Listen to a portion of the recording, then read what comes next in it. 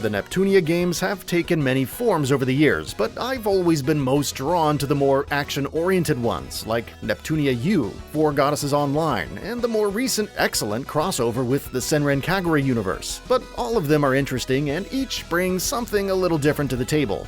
Dimension Tripper Neptune Top NEP continues that lineage with an entirely different take. As a pretty clear love letter to 16-bit shooters of the late 80s and early 90s, Space Harrier in particular, it's definitely right up my alley, as I'm a huge fan of both the Neptunia IP and that genre. Being called Top NEP instead of NEP Harrier or Space NEP seems like an odd choice given that the game has so much more in common with Space Harrier than Top Gun, but I digress. One thing that I hated seeing on most versions of Space Harrier back in the day was the choppiness of the scrolling. The game played fine in arcades but really pushed the Genesis and TurboGrafx to the point where it always felt like a step down. 30 years later, we don't really have that problem anymore, and it's nice to see the ideas of Space Harrier working so well in a modern game. The telltale checkerboard pattern of the ground scrolls perfectly. With that, the super smooth frame rate and responsive controls, Top NEP can sometimes feel like the ultimate version of those ideas. What Top NEP does with combining that format with lots of character and level designs from the Neptunia franchise ends up being a really smart blend that I never would have thought of, but now I'm glad exists. As it is a game in the Neptunia series, each level here has a theme centered around something to do with video games. The enemies, the backdrops, the bosses, level design, everything. I enjoyed the not-so-subtle Mario-themed third level the most, but I like them all. Even if you don't necessarily get all of the references, the variety of the levels is nicely paced and does a great job keeping things from getting stale. While blasting away at enemies, you can also do a quick sword slash that functions best as a defensive maneuver, to swat away incoming attacks, or as a last-ditch effort to kill an enemy that's barreling towards you. You're also going to be collecting coins that, once you get enough, will summon wingmates, which are other Neptunia characters that come in to shoot with you in synchronicity for a little while. As you might expect, this is mostly useful during bosses, but of course it's welcome at any time. It also serves as a nice additional layer of something to work towards outside of just beating the level.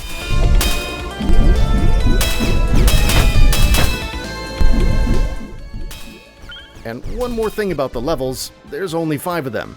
This makes the entire game playable from front to back in about 20 minutes or so, which is incredibly short, but is also more or less offset by the $5 price. Personally, I probably would have preferred a $15 or $20 game like this with more meat on the bone, but as it is, I'd say what you get is fair for the price. Thankfully, the game also natively supports PlayStation controllers without the need for any remapping software, so Sony ponies like myself are well taken care of. The levels are short, but they're fun and diverse, and the bosses are a blast to take down. You even have a little bit of variation in their attacks if you play it on hard versus normal.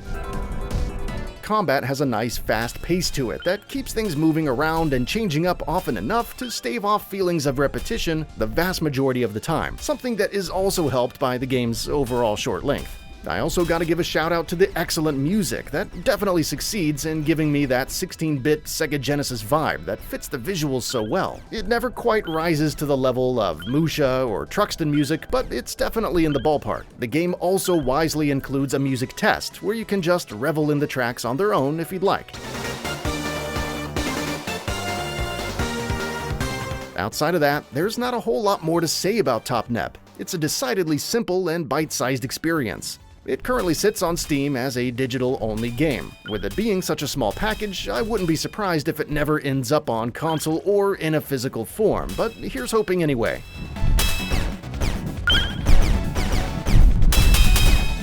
Even though Top NEP barely lasts long enough to dip its toes into its own ideas, and I can't help but wonder about all the fun levels and enemies that could have been created in a longer game, what's here is a fun, appropriately priced experience worth taking for fans of the IP or old-school shooters in general.